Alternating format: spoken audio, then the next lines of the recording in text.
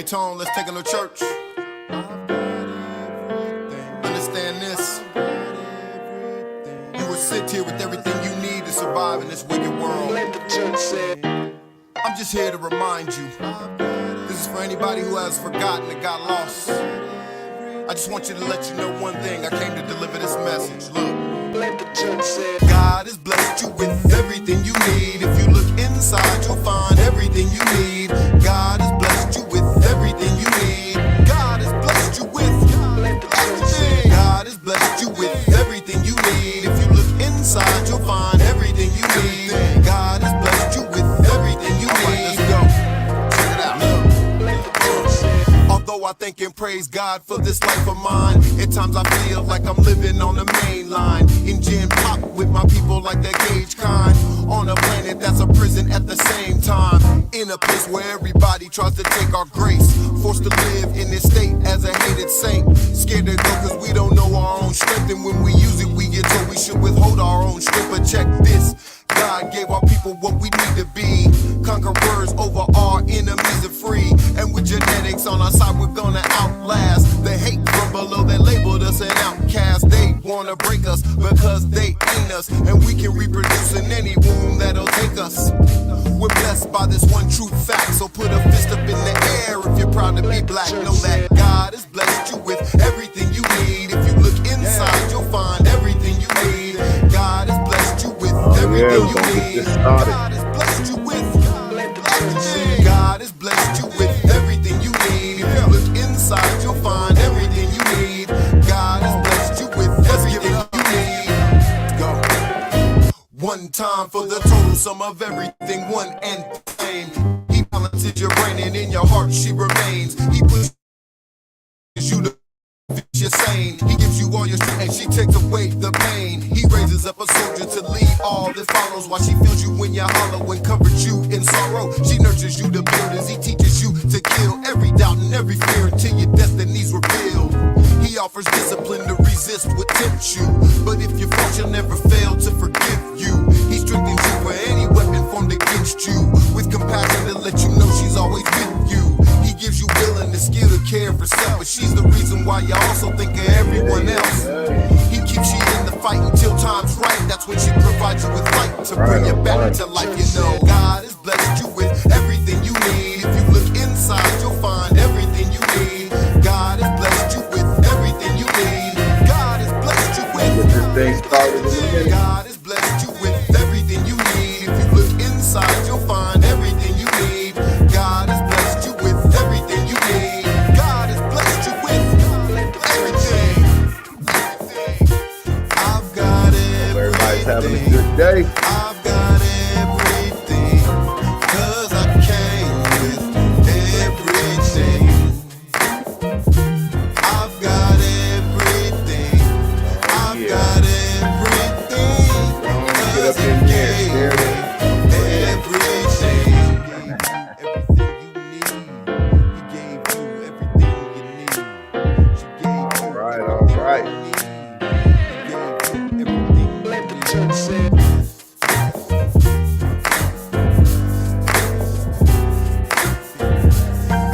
Get this thing started. Been so blessed. Sometimes it's easy to lose sight, but don't forget, he gave you everything you need when he sent you. Yes. Gonna be getting this started in just a minute. You go 31 days without drinking alcohol? Are you trying to get fit and healthier in the new year? If so, I want to invite you to join the Sobriety and Black families for our second annual Alcohol Free and Fit Challenge 2023. Now for this challenge, there are only 2 rules. Rule number 1, no alcohol from January 2nd to February 2nd of 2023. Rule number 2, you've got your own personal fitness or health challenge. You get to choose your challenge. Maybe you want to lose weight, increase your bench max. Maybe you want to be more consistent in the gym. Maybe you want to run a certain amount of distance in a certain amount of time. Or maybe you want to cut out other things in your life like red meat, pork, sex, weed, whatever it is. You get to choose your own personal fitness or health challenge to go along with the alcohol-free challenge. We even start on January 2nd so that you can bring in the new year however you choose. Now, if you're interested in joining us, you can go to www.sobriety.com, click sign up, and join us for the Alcohol-Free and Fit Challenge 2023.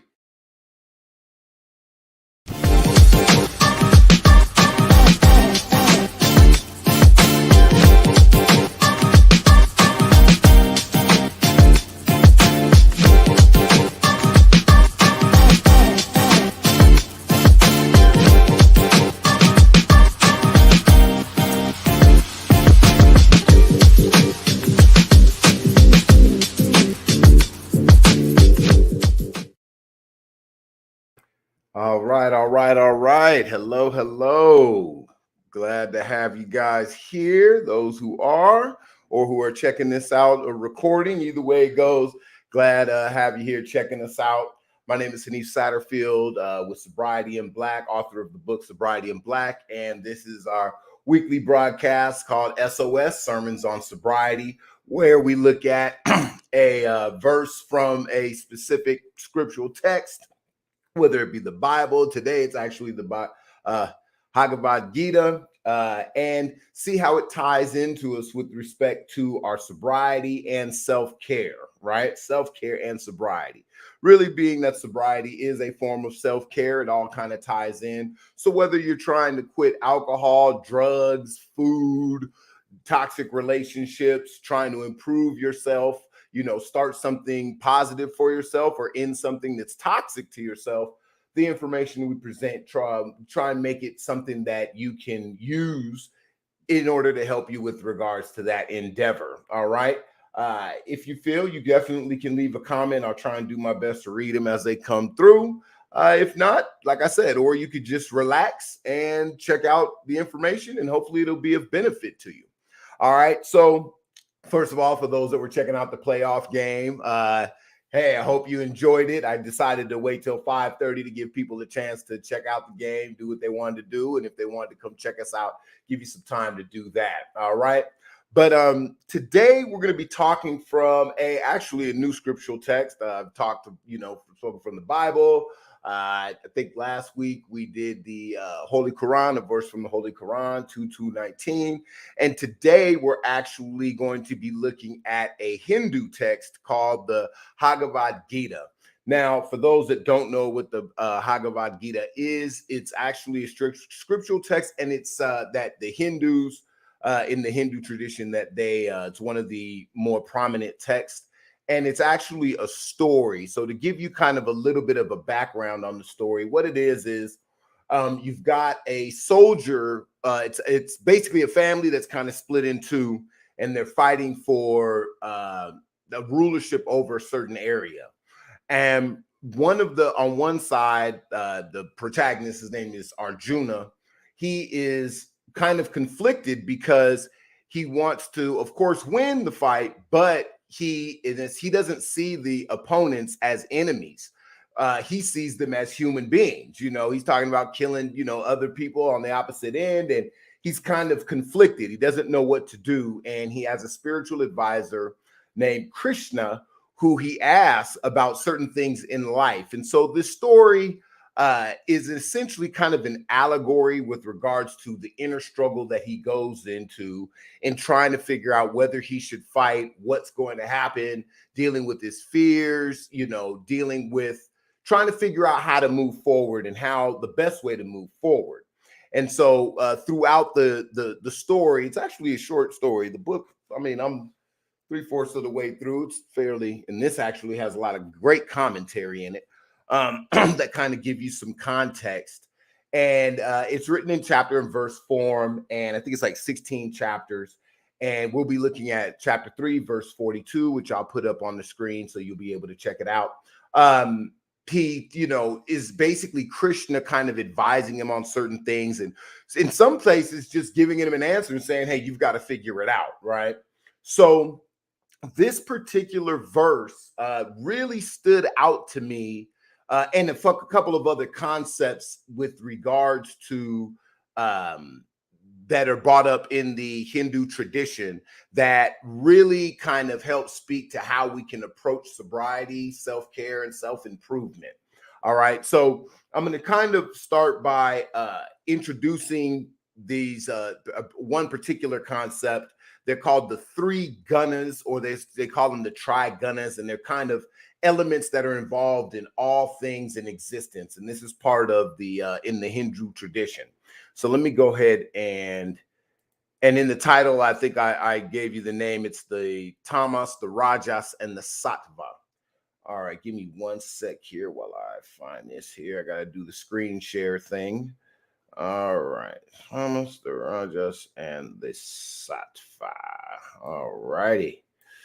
See if I can get my, I'm still figuring out all this stuff with regards to the best way to present this information. So I appreciate y'all bearing with me.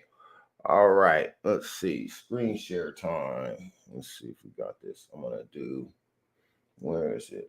Which one? There we go. I'm gonna do that.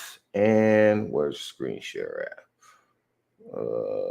Where's the screen share? Oh, there we go, share screen. All right, appreciate you guys' patience. Give me 1 sec here. Yoga practice. Is it this one? No, not that. Not that. Where'd it go? Here we go. All right. So it talks about the three gunas, okay? And I'm just going to read from this. This is a great site. I'll try and put it in the comments so you can kind of check it out. And it says the three gunas are described as constantly being in flux. And what they are they're kind of, guna basically means quality or nature. So it's kind of the nature of all objects in the universe. All right, both inanimate and animate. All right. And so they're not separate. They kind of all work in tandem, and they work in tandem in us. All right. And so the three are the Tamas. Now the Tamas is what they call a state of darkness. I, being a Black man, like to avoid the word darkness when talking about things negative. And I switched that word for emptiness. All right. It's actually a state of emptiness, a state of inertia, inactivity, right? And materiality. It's essentially, when you think of it from the standpoint of doing nothing. Now, with regards to the story, I told you with regards to the Bhagavad Gita, the Arjuna, who is the protagonist, he doesn't know what to do. So at this point, he's kind of not doing anything, right? He's kind of in a state of Tamas, where he's still, they say it manifests itself in ignorance, right? Deludes us from our spiritual truth. So it kind of stops us from moving anywhere. We're in a state of kind of catatonic state, and in a state of inertia, stillness, right? Okay, and it kind of, and one thing they talk about, it's a conciliatory thing. So it kind of covers up our consciousness. It conceals the things that we're aware of. So for instance, when we decide to drink, there were times where, when I was, as a practicing alcoholic before I retired, right? If I didn't know what to do, what I would do is drink and do nothing. I'd be kind of in a catatonic state. I'd literally, get a drink, beer and some liquor. I was always mixing stuff, sit on the couch, drink, and then just kind of, become numb to everything, conceal my consciousness of the negative things or the things I feared that were going on in my life. And I used that alcohol to kind of help me escape or, avert myself from the feelings and the attention of focusing on these things that were bothering me in my life. And so that's what the state of Tamas is, right?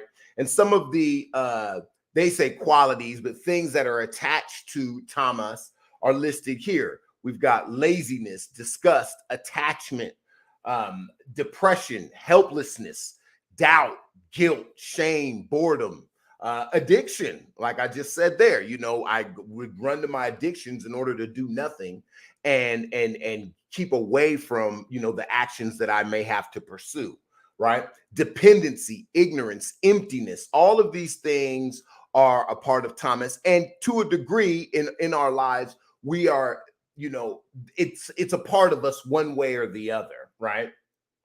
Okay. Now, rajas, all right, is the opposite. It's the state of energy, action, change, and movement. This is when you start moving around.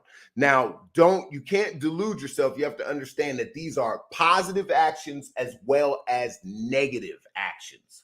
All right. Passions, desires, effort, all of these things are distinguished in rajas, right? Some type of activity, whether it's mental activity, physical activity, all of these things are involved in the state of rajas, and that all exists within us along with tamas. And these are all to different degrees, right? And they can act positively or negatively. Remember, last week I talked about the difference between activity and productivity, right? Activity is doing something. Productivity is doing the right thing, right? Now, they're both actions.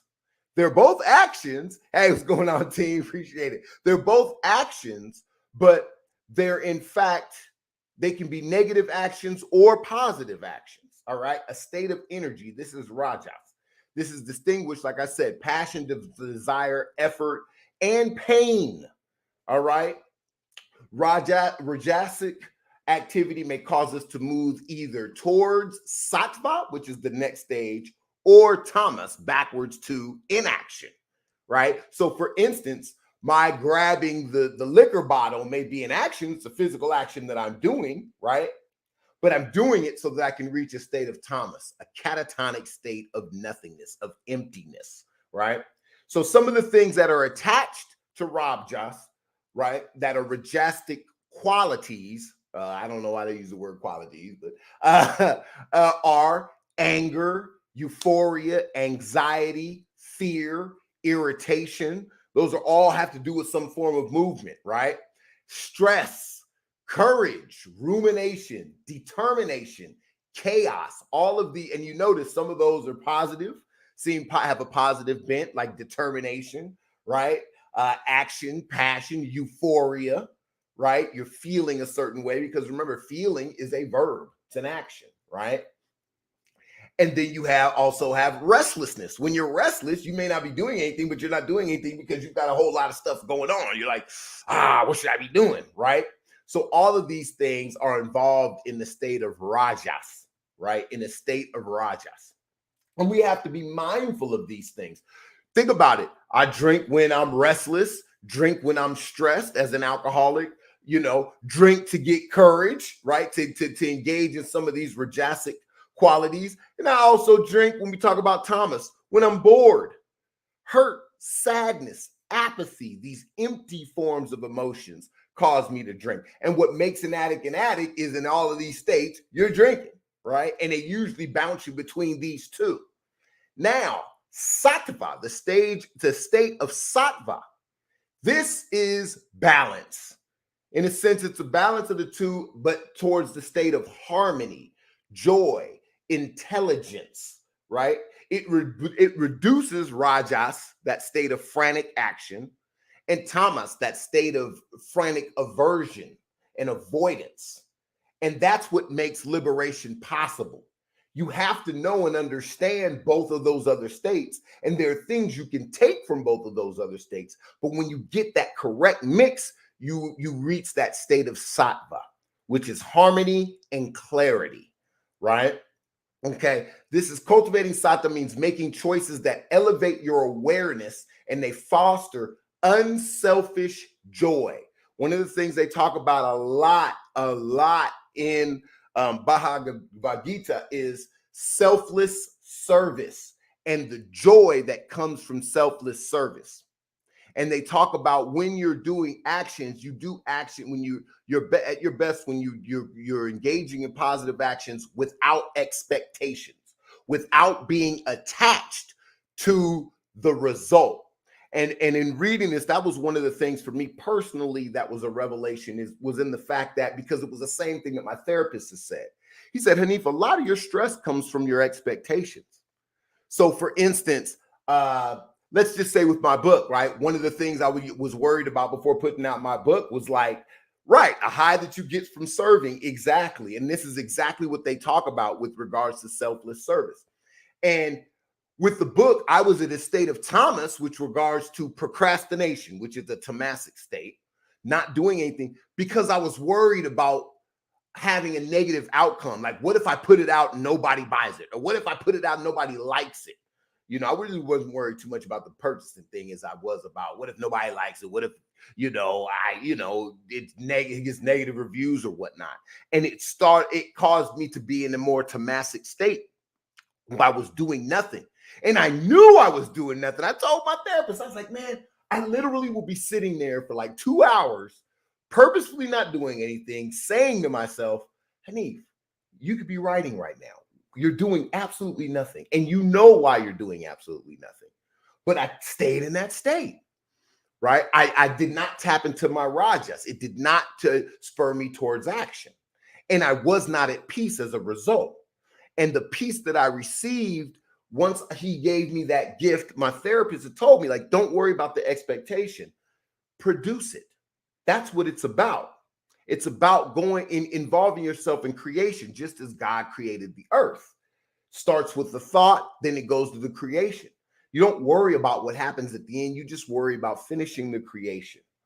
And that once I was able to liberate myself from attaching myself to the outcome or the expectation, I was able to finish the book. And I got more done to finishing the book in the last few months than I had in the 2 years prior, right? And that brought me to that state of sattva, the delight that came from finishing, completing, from serving from the standpoint of giving the people my way of finding and attaining sobriety.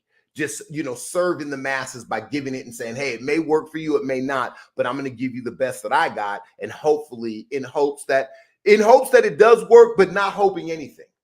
And that's what they say. It's like, don't worry about good or bad, pleasure or pain. You stay even keeled throughout it all. And that's where sattva comes in. If you look here, some of the attributes, there's another word I prefer, quality instead of qualities, I would say personally, attributes that are attached, that are sattvic: happiness, peace, wellness, freedom, compassion, equanimity, empathy, friendliness, focus, self-control, all of these things, and being selfless in them. That's why people who, they do community service and they're telling the whole world, but it's really kind of from an unpure standpoint. They really don't get the fulfillment because they're not really doing it from a selfless standpoint. And it's really about, do you do it and making it part of your existence? Sobriety is the same way. It becomes part of your being. It becomes part of who you are. It's not good nor bad. It just is. And that's where that state of sattva and focus and trust and fulfillment come from when it's set in that state. And there are actions that you can do to get to sattva, right? You do tap into your rajas. And then there are also times where you need to be still, right? In the Bible, what is it? Mark 4, verse 39, where forgive me, but he's going through the sea and God tells him, peace, be still, right? There are times that's tamasic. Be still, relax. Sometimes the best thing to do is nothing, right? But when you're able to figure out where that is, where that isn't, right? And you get that balance, that's where you achieve that sattva. And that's the reason why one of the things they talk about in the Bhagavad Gita, I'm still messing that up. Bhagavad Gita, I got to remember the B is silent. The Bhagavad Gita is meditation. What meditation is forcing yourself to be still, emptying your mind of good thoughts, bad thoughts, all thoughts, and just being. And it can be very difficult, right? Because you're almost trained to where if you're not doing something, you're not doing nothing, then you're of no value. So to cause yourself to literally almost turn yourself into an inanimate object, right? That's essentially, how I saw meditating. It was hard for me to do, turning yourself into an inanimate object in the mind, body, and spirit. In the mind, body, and spirit. And, but once you're able to do that, you won't understand the value in it until you do it. And once you figure out how to do it, and it does take some work, it is so refreshing when you empty your vessel out and just be still. And once you're able to do that, you're able to get up and take on the world. And taking on sobriety is the same way. You have a lot of people who do not take on sobriety because they don't know how. So they're in the state of Tamas. They don't even try. They don't even take the first step. They think they've got to have everything figured out before they go. You know, it's like working out. You think you got to have a whole workout set up. You got to have the perfect outfit. You got to plan out exactly what days you're going. No, best thing for you to do, drop and give yourself 10 push-ups. Go for a 5-minute jog. But just start by that rajas, tap into that, do something, right? And then as you do things and you go through trial and error, you start to do more of the right thing, right? Practice makes perfect. And that's where Sattva comes in, right? You see, fearlessness, selflessness. The fearlessness comes from you let go of the fear of failure. That's when you're not worried about the expectation. You say, hey, let me let go. Hey, maybe I will fail. I remember my therapist said that. Well, what if you put out the book and nobody buys it and everybody thinks it's trash? Are you going to be happy that you got it done? I said, yeah. He said, well, let that guide you. Don't let the other thing block you. Because if you let the other thing block you, you're not satisfied at all. You're not fulfilled at all. You're not fulfilling either side, whether it's selling 1 million copies, right? Or, not avoiding doing what you want to do. Either way, you're going to be unhappy. But at least if you put it out, you're going to be checking off one box. And once you figure out to be content with that, checking off that box, which was putting out this book, which was, ever since I was a child, I wanted to do. I knew that at some point I was going to write a book. And to be able to check that off and not worry about whether it was well received, whether it sold copies, whether it was about underwater basket weaving, sobriety, or whatever, but just having it done. There's there's a calmness, there's a sattvatic, feeling that comes from that. And then the experience itself puts me in a position now where I can talk to you today about my experience and tie it into these things, these new experiences, reading about these new things, right? Now, and I'm about to get to the actual verse from the Bhagavad Gita, but I wanted to give you an idea, and I would definitely suggest buying the book. This is the one I've got. It's got some great commentary. I don't know if you can see that here. It's the author. This is, I guess, the most popular version of it. It's got the Bhagavad Gita, and then each chapter has a commentary in front of it that really breaks things down. And it's a lot more readable than I thought it would be when I got into it. And so now I'm going to show you, this is from the actual Gita. This is chapter 3, verse 42. And this chapter, because each chapter has a title, is on chapter 3 is on selfless service, actually. Selfless service. And this is in a conversation between Krishna and Arjuna. And this is something that, hold on, let me find this here. Let's see. Did that? Let's see. Do I remove? Oh, okay. Hold on. Oh, let me show you. Jeez. Give me 1 second, guys. Hold on. Share. Where are we at? Present. Share screen. Okay, where's the one? Hold on. Sec, y'all. Gotta figure out where. Oh, there it is. Boom.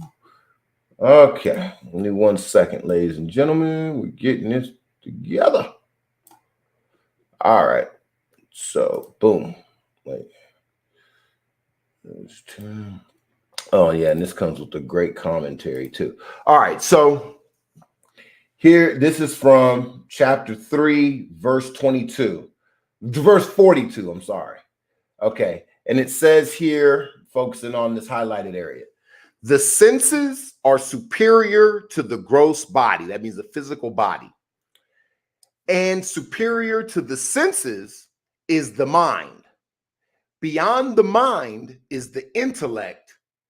And beyond the intellect is the soul. In the book, they call it the Atman, which is your eternal self. So that is your soul. All right.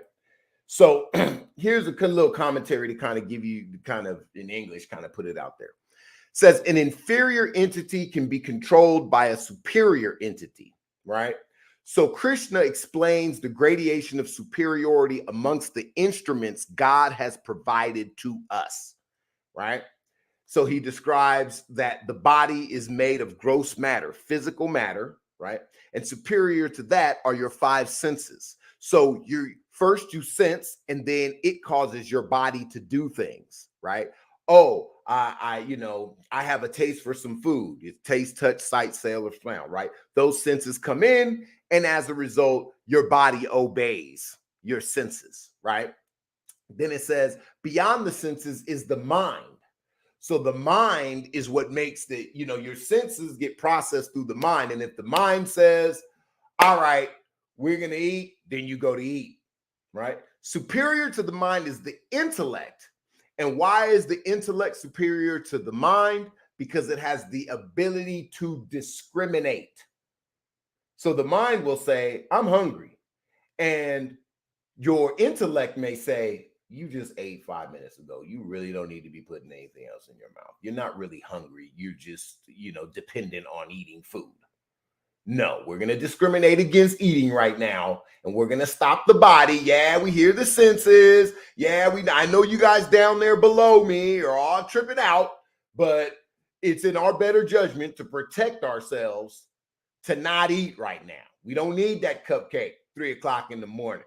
I know the stomach's growling, your body's growling because you kind of can smell that cupcake, right? The sense. And your mind may say, hey, man, maybe we should consider a cupcake. But the intellect goes, dang well, you don't need to be eating that.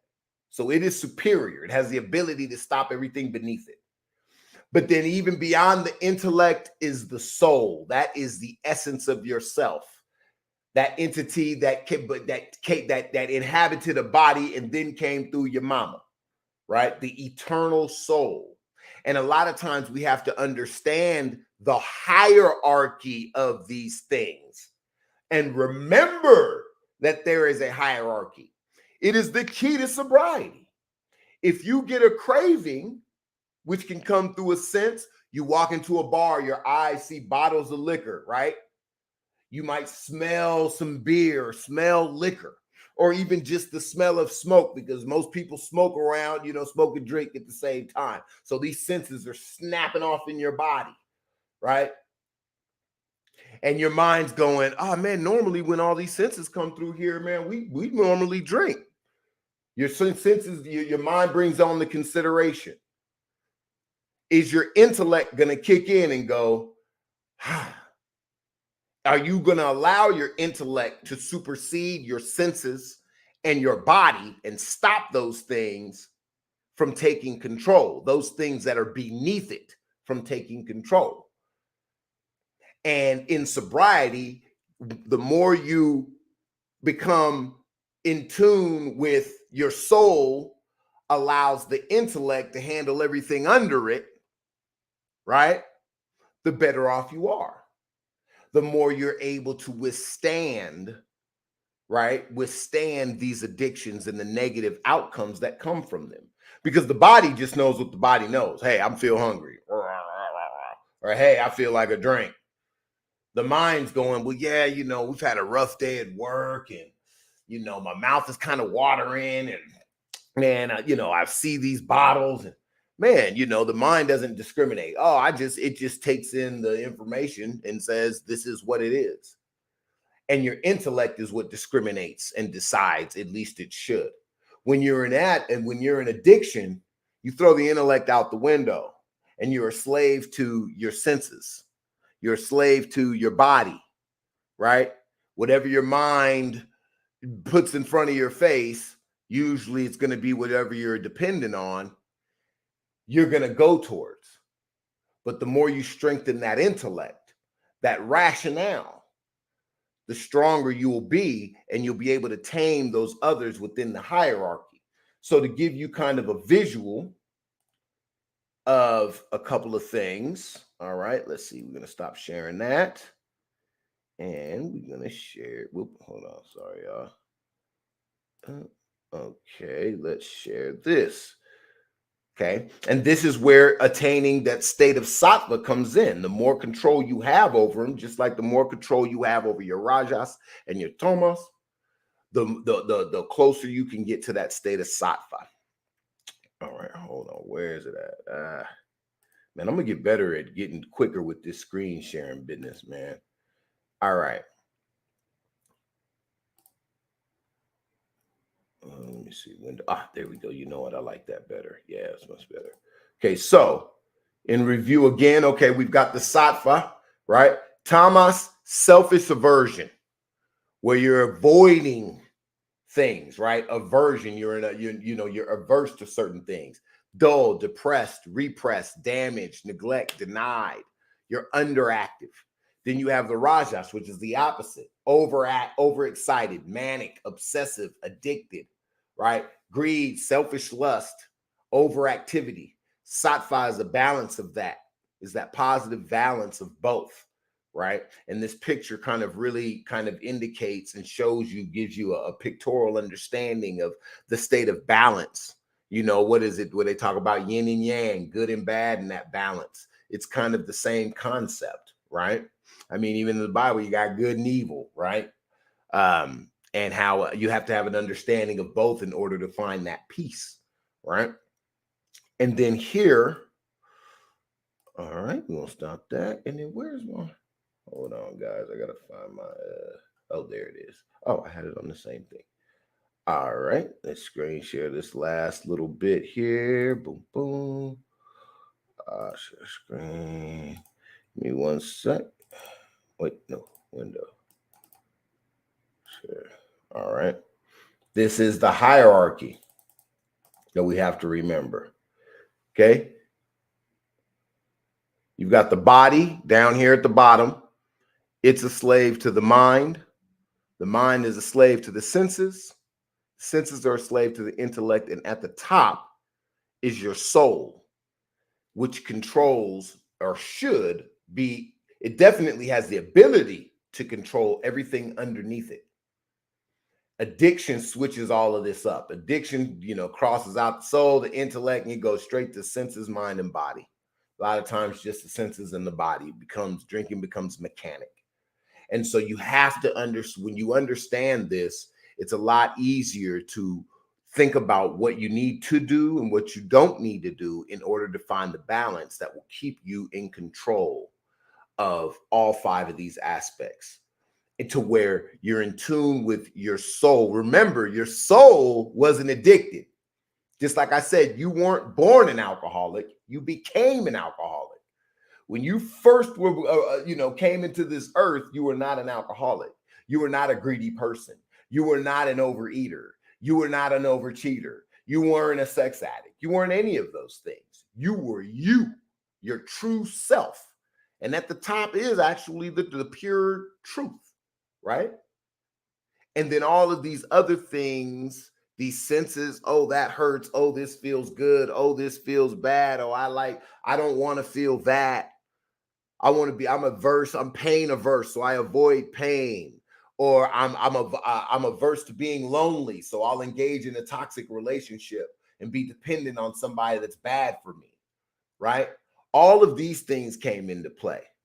But before you got here, it was just the soul, fresh from God, pure, right? And so the more you work towards getting back to that, and having an understanding of Rajas, Tamas, and Sattva, are things that can help you get, head in that direction. So essentially, and with regards to just a few quick little takeaways, right? Hold on here. All right. Hold on. I lost where'd my screen go? All right. Oh, there we go. All righty. All right. So in conclusion, these are just some of the things that, I got out of the Bhagavad Gita. It's really interesting. I haven't even finished the book. I actually did see a video that kind of gave me a little 7-minute explanation of the whole story, but it does not do what reading the book itself, it doesn't do it justice. The concepts it brings up, it's really strong, really good. It's a great supplement to any of the other holy books. You know, if you're a Christian, you're not going to go to hell for reading the Bhagavad Gita, right? Or the Quran or any other book. But it can definitely just kind of give you another perspective, because anybody who's read these books knows that a lot of them kind of have a lot of things in common, which is pretty interesting, including the stories. Matter of fact, in the Bhagavad Gita, there are certain things I read, I'm like, okay, that's upper jihad, lower jihad. Oh, that's the Jesus. Yeah, that's the Jesus story. You'll see a lot of things that just look very familiar. All right. Remember, all these things were written thousands of years ago, but they seem to have a whole lot of commonalities. All right. But yeah, just a few quick little takeaways. Remember, sobriety is a purpose and a practice, right? Trying to gain sobriety, and it's something that you work at every day, finding that balance. And this goes for self-care, self-improvement, anything you're trying to do. Sometimes it's good to act, sometimes it's good to be still.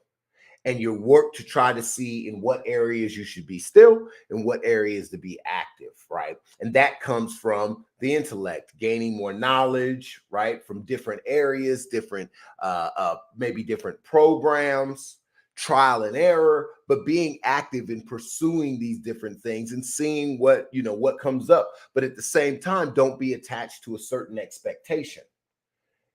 Don't be attached to a certain expectation. Focus on the journey.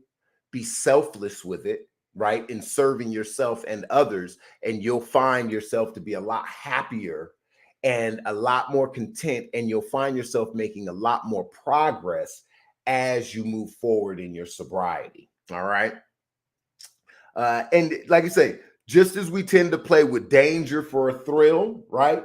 If you're feeling down, like I say, instead of drinking away your pain, sometimes it is good to sit with it. Sit with the pain. If you're grieving, sit with the grief. Go through it, analyze it. Because the more you do that, the more power you gain over it. Let your intellect be superior to your mind. Your mind may be processing fear, but let your intellect and your examination of that fear help you reduce it, right? A lot of times we drink and we go, engage in these other addictions in order to avoid thinking about negative things. But sometimes we need to sit with it. And when we sit with it, we realize that it's not as bad as it seemed when it first showed up. And that's something that really helped me with regards to my sobriety. If I have a difficult day now, I don't go straight to the bottle. I sit and I'll process it. Sometimes I'll just be still and relax. Sometimes if it's a problem that I know action will help me solve, I'll get straight to it. Sometimes I got to sit still to figure out what my actions are. And that's what the story of the Bhagavad Gita is about. Arjuna's talking to Krishna, his spiritual advisor, about what he can do. Now, he's not actively fighting at this point, so he's inactive in that regard, but he's active in finding answers to the question. So he's slowly reaching that state of sattva, right? And there are things that happen later on in the story where things get resolved because of the understanding that he gets as he takes the actions of feeding his intellect, controlling his mind and his body. Because as he feeds his intellect, as he feeds his soul from the advice that he gets from Krishna, he's able to figure out what to do with his body, what senses to pay attention to and to act on, and what senses to leave alone, right? And that's what the walk of sobriety, self-improvement, self-discovery, all of these things are about. All right. So I want to wish you the best. I hope that somewhere in there your soul got fed. If not, hey, that's cool too, because I did what I needed to do, what I felt I was called to do, and I'm going to leave it at that. Hope you guys have a great day. All right. Enjoy yourself. If you have any questions, you can DM me, hit me up. I have no problem talking to you about it. Enjoy the rest of your Sunday. Relax where you need to relax. Move where you feel you need to move. don't worry too much about the expectations. Just worry about, well, don't worry, period. Just think about how you can move, right? Whether you need to relax and what you can gain from it, and how in being selfless, you also feed yourself as well as those around you and the world as a whole. All right. So I hope you guys have a great day. Enjoy yourself. And until next week, peace.